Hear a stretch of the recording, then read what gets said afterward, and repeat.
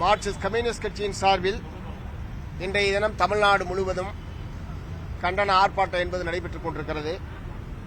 அரசியல் சாசனத்திற்கு உட்பட்டும் ஜனநாயக பூர்வமாகவும் செயல்படக்கூடிய இடதுசாரி கட்சிகளுடைய செயல்பாட்டை முடக்கக்கூடிய வகையிலேயும்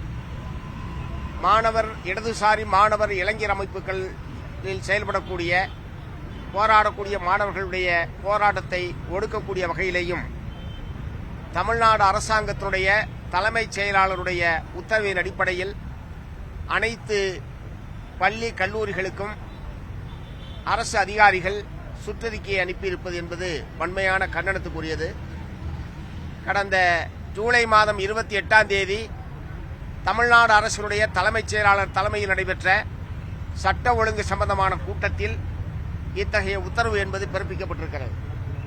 தலைமைச் செயலாளர் தலைமையிலான கூட்டத்தினுடைய முடிவின் அடிப்படையில்தான் கல்லூரி கல்வி ஆணையர் அவர்கள் இத்தகைய சுற்றறிக்கை அனுப்பியிருக்கிறார்.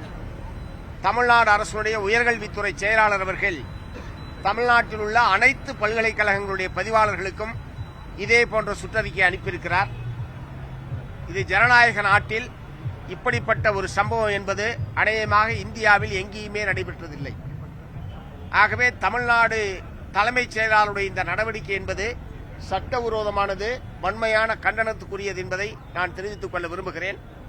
ஆகவே இப்படி ஜனநாயகத்துக்கு விரோதமாகவும் அரசியல் சட்டத்துக்கு விரோதமாகவும் செயல்படக்கூடிய தலைமைச் செயலாளர் அவர்கள் தலைமைச் செயலாளராக நீடிப்பதற்கு தகுதியற்றவர் என்கிற முறையில் உடனடியாக அவர் பதவியிலிருந்து அகற்றப்பட வேண்டும் என்று மார்க்சிஸ்ட் கம்யூனிஸ்ட் கட்சியின் சார்பில் கேட்டுக்கொள்ள விரும்புகிறோம்.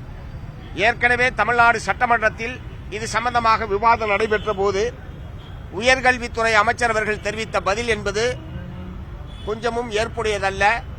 அது நடந்த சம்பவத்தை மூடி மறைக்கக்கூடிய வகையிலேதான் உயர்கல்வித்துறை அமைச்சருடைய பதில் என்பது இருக்கிறது. ஏதோ சில வார்த்தைகள் சில அமைப்புகள் சம்பந்தமாக தவறுதலாக அதில் குறிப்பிடப்பட்டு விட்டது என்ற முறையில் தமிழ்நாடு சட்டப்பேரவையில் அமைச்சர் அவர்கள் தெரிவித்தார்கள். உண்மையிலே தவறுதலாகத்தான் குறிக்கப்பட்டது என்று சொன்னால் அந்த தவறுக்கு யார் காரணமோ அந்த அதிகாரிகள் மீது நடவடிக்கை எடுக்க வேண்டும். ஆனால் அப்படிப்பட்ட எந்த உறுதிமொழியையும் தமிழ்நாடு சட்டப்பேரவையில் உயர்கல்வித்துறை அமைச்சர் தெரிவிக்கவில்லை.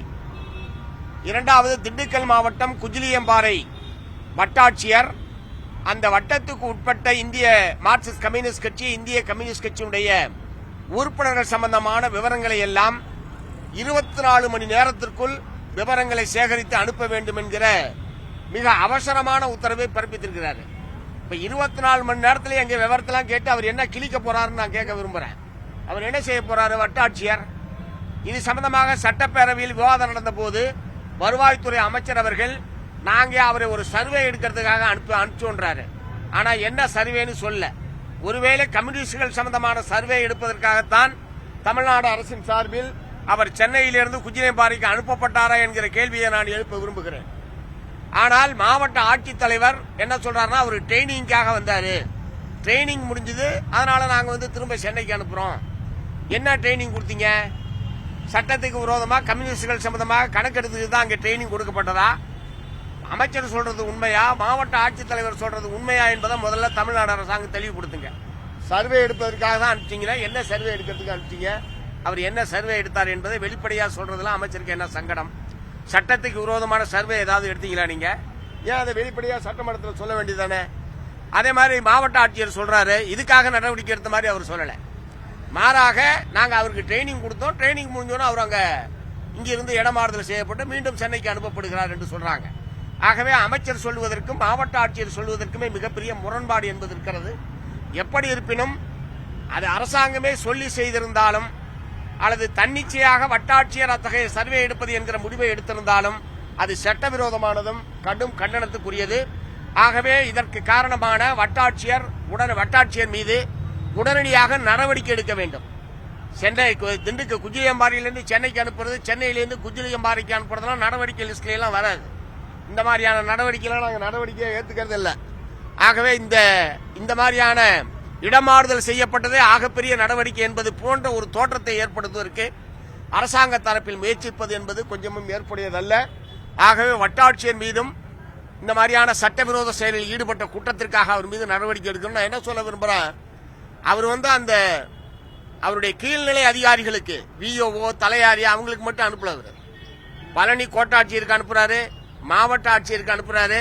அப்படின்னா இது சட்டவிரோதம்னு தெரிந்து வட்டாட்சியருக்கு மேல இருக்கக்கூடிய ஆர்டிஓவோ கலெக்டரோ உடனடியாக நடவடிக்கை எடுத்திருந்தால் அது வேறு. ஆனால் இந்த பிரச்சனை வெளியே வந்து எங்களை போன்றவர்கள் முதலமைச்சருடைய கவனத்துக்கு கொண்டு சென்ற பிறகுதான் இந்த இடமாறுதல் என்பதே நடைபெறுகிறது.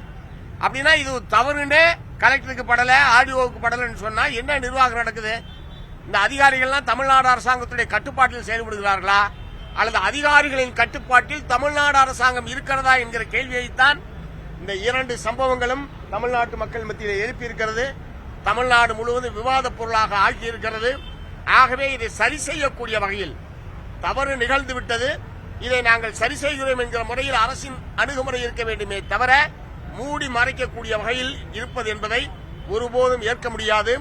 ஆகவே தமிழ்நாடு அரசுடைய தலைமைச் செயலாளர் 4 நாளைக்கு முன்னாடி தான் இந்தியாவுடைய பிரதமர் துமோகி நக்சல் என்கிற பெயரில் ஒரு வார்த்தையை அவர் பயன்படுத்துகிறார், அர்பன் நக்சல் என்று சொல்லி. அவர்கள் எல்லாம் இனிமேல் அறிவுஜீவி நக்சல்கள் எல்லாம் கணக்கெடுக்கப்படுவார்கள் என்கிற முறை அவர் சொல்றாரு. அடுத்த 2 நாளையில எங்க தலைமைச் செயலாளர் இப்படி ஒரு உத்தரவை போடுகிறார். அதுக்கு 2 நாள்ல குஜிலியம்பாறை வட்டாட்சியர் கணக்கெடுப்பு நடத்துறாரு. இது எல்லாத்தையும் இணைச்சு பார்த்தால் ஏதோ மத்திய அரசும் மாநில அரசும் திட்டமிட்டு இத்தகைய சதி நடவடிக்கையில் ஈடுபடுகிறார்களா என்கிற சந்தேகத்தையும் விவாதத்தையும் தமிழ்நாட்டு மக்கள் மத்தியில் எழுப்பியிருக்கிறது. இதற்கு முற்றுப்புள்ளி வைக்க வேண்டிய பொறுப்பு தமிழ்நாடு அரசுக்கு, தமிழ்நாடு முதலமைச்சருக்கு இருக்கிறது. ஆகவே தமிழ்நாடு முதலமைச்சர் அவர்கள் உடனடியாக தலையிட்டு தவறு நிகழ்ந்துவிட்டது, நாங்கள் உரிய நடவடிக்கை எடுக்கிறோம் என்கிற செய்தியை தமிழ்நாட்டு மக்களுக்கு தெரிவிக்கக்கூடிய வகையில் தலைமைச் செயலாளர் அந்த பொறுப்பில் இருந்து அகற்றப்பட வேண்டும். அவர் ஏற்கனவே பதவி நீட்டிப்பில் தான் இருக்காரு. அவர் ஆல்ரெடி ஓய்வு பெற்று விட்டு விட்டார். தேர்தல் ஆணையத்தின் மூலமாகத்தான் அவர் இங்கே வந்தார். தமிழ்நாடு அரசின் சார்பில் கேட்டு அவர் இங்கே வரவில்லை. தேர்தல் ஆணையத்தின் மூலமாகத்தான் அவர் இங்கே நியமனம் செய்யப்பட்டார். அவருடைய பதவிக்காலம் என்பது முடிந்துவிட்டது. இங்கே திறமை வாய்ந்த பல IAS அதிகாரிகள் தமிழ்நாட்டிலே இருக்கிறார்கள். அப்படிப்பட்ட ஒரு IAS அதிகாரிக்கு தலைமைச் செயலாளர் பொறுப்பை கொடுத்திருக்க முடியும். சிறந்த நிர்வாகத்தை அவர்கள் நடத்தியிருப்பார்கள். திறமை வாய்ந்த பல அதிகாரிகள் தமிழ்நாட்டில் இருக்கிற போது ஏற்கனவே பதவி காலம் முடிந்த ஒரு அதிகாரியை எதற்காக பதவி நீட்டிப்பு கொடுக்க வேண்டும்? ஆகவே அவர் இப்போது இருப்பது என்பதே சட்டவிரோதமானது. ஆகவே உடனடியாக அவரை அந்த பொறுப்பிலிருந்து நீக்குவதன் மூலமாக ஏற்பட்டிருக்கிற இந்த எல்லா விதமான பிரச்சனைகளுக்கும் தமிழ்நாடு அரசாங்கம் தீர்வு காண்பதற்கு தயாராக இருக்கிறது என்கிற செய்தியை தமிழ்நாட்டு மக்களுக்கு தெளிவுபடுத்தக்கூடிய வகையில் தமிழ்நாடு அரசாங்கம் நடந்து கொள்ள வேண்டும் என்று மார்க்சிஸ்ட் கம்யூனிஸ்ட் கட்சியின் சார்பில் வற்புறுத்தி கேட்டுக்கொள்ள விரும்புகிறேன்.